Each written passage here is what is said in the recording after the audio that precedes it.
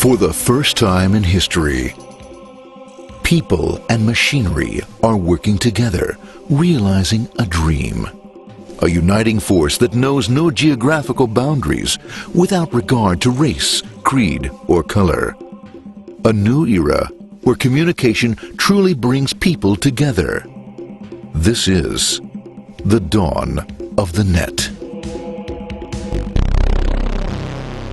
Want to know how it works?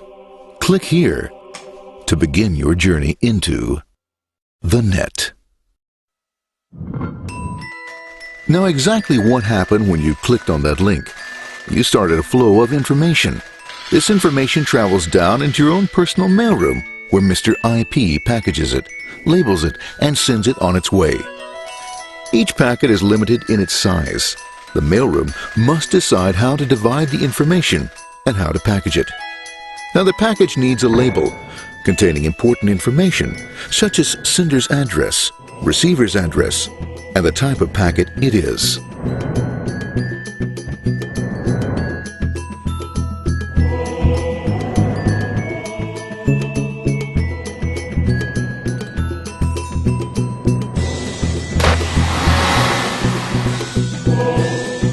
Because this particular packet is going out onto the internet, it also gets an address for the proxy server, which has a special function, as we'll see later. The packet is now launched onto your local area network, or LAN.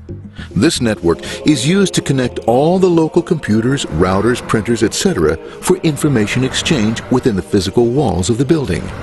The LAN is a pretty uncontrolled place, and unfortunately, accidents can happen.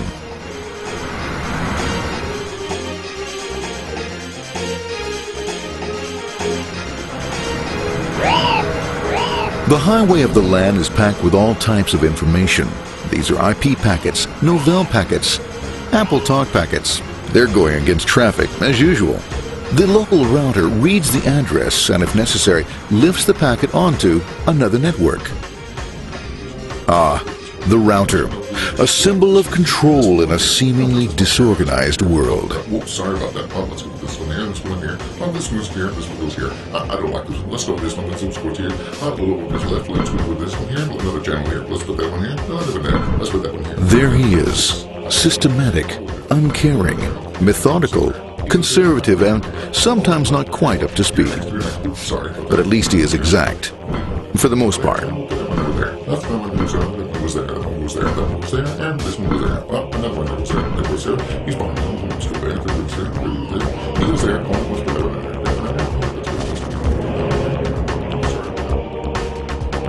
there. As the packets leave the router, they make their way into the corporate intranet and head for the router switch. A bit more efficient than the router switch plays fast and loose with IP packets, deftly routing them along their way. A digital pinball wizard, if you will. Here we go, here comes another one, and it's another. Watch this, Mom. Here goes, whoop, we're on the back. Hey, in there, over the left, over the right, over the left, over the right. You got it, here it comes, right on, he shoots, he scores, it's going. Hey, Wayne, here, watch out, here comes another one. Oh, here we go, and it's gone. As packets arrive at their destination, they're picked up by the network interface, ready to be sent to the next level. In this case, the proxy.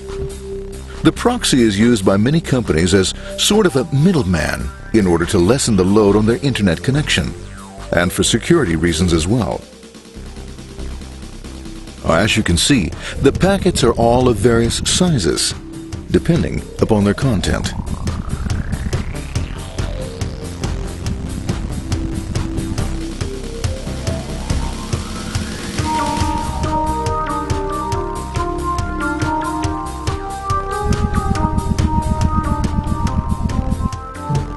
The proxy opens the packet and looks for the web address, or URL. Depending upon whether the address is acceptable, the packet is sent on to the internet.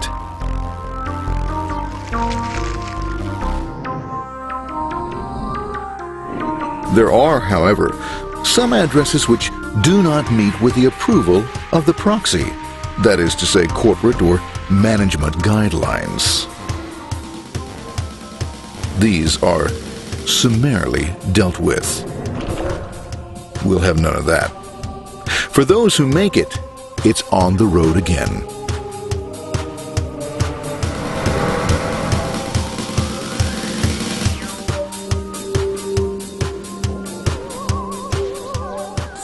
Next up, the firewall. The corporate firewall serves two purposes. It prevents some rather nasty things from the internet from coming into the intranet, and it can also prevent sensitive corporate information from being sent out onto the internet. Once through the firewall, a router picks up the packet and places it onto a much narrower road, or bandwidth, as we say. Obviously, the road is not broad enough to take them all. Now you might wonder what happens to all those packets which don't make it along the way. Well, when Mr. IP doesn't receive an acknowledgement that a packet has been received in due time, he simply sends a replacement packet. We are now ready to enter the world of the Internet. A spider web of interconnected networks which span our entire globe. Here, routers and switches establish links between networks. Now, the net is an entirely different environment than you'll find within the protected walls of your LAN. Out here, it's the Wild West.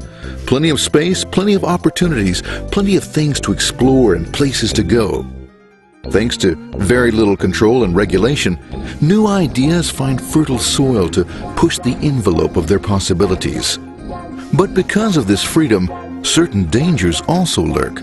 You'll never know when you'll meet the dreaded ping of death. A special version of a normal request ping, which some idiot thought up to mess up unsuspecting hosts. The paths our packets take may be via satellite, telephone lines, wireless, or even transoceanic cable. They don't always take the fastest or shortest routes possible, but they will get there. Eventually. Maybe that's why it's sometimes called the worldwide wait. But when everything is working smoothly, you can circumvent the globe 5 times over at the drop of a hat. Literally. And all for the cost of a local call or less. Near the end of our destination, we'll find another firewall. Depending upon your perspective as a data packet, the firewall could be a bastion of security or a dreaded adversary. It all depends on which side you're on and what your intentions are. The firewall is designed to let in only those packets that meet its criteria. This firewall is operating on ports 80 and 25. All attempts to enter through other ports are closed for business.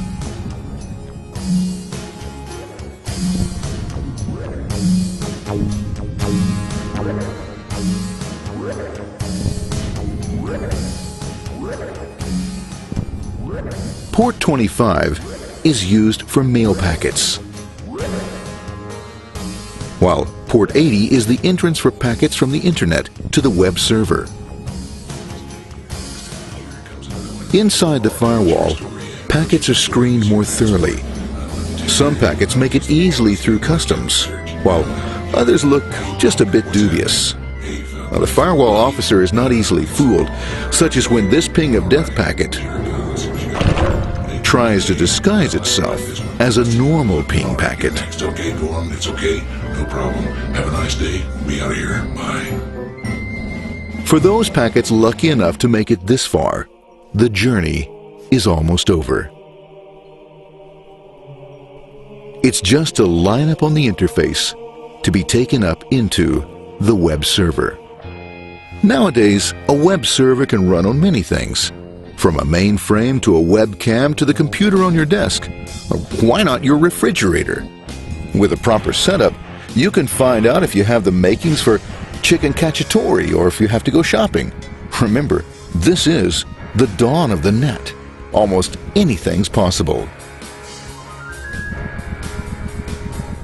One by one, the packets are received, opened, and unpacked.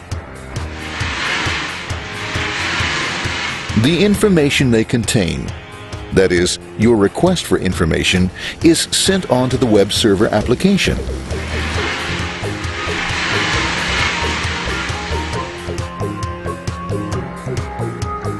The packet itself is recycled, ready to be used again, and filled with your requested information.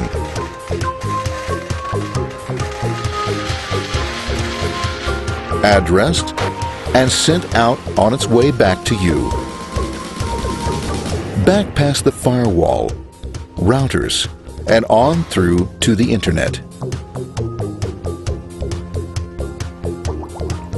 Back through your corporate firewall.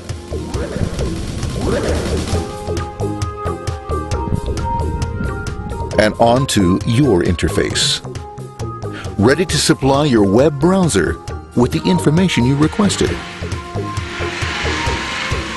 That is, this film.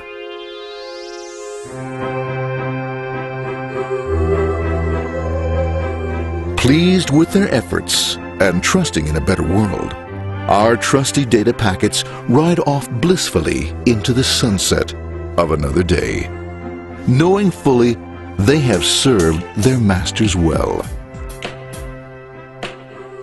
Now, isn't that a happy ending?